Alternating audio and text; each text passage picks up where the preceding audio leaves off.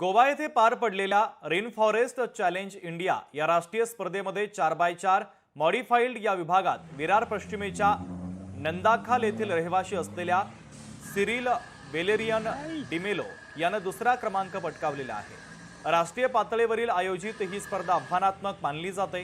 गोव्यातील काउगर मोटरस्पोर्ट या संस्थेच्या वतीनं रेन फॉरेस्ट चॅलेंज इंडिया या राष्ट्रीय स्पर्धेचं आयोजन दरवर्षी गोवा येथे केलं जातं।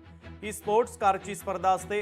यातील 4x4च्या मॉडिफाईड या विभागामध्ये सिरिल यानं 2000 पैकी एकूण 1605 गुण मिळवत दुसरा क्रमांक पटकावलेला आहे।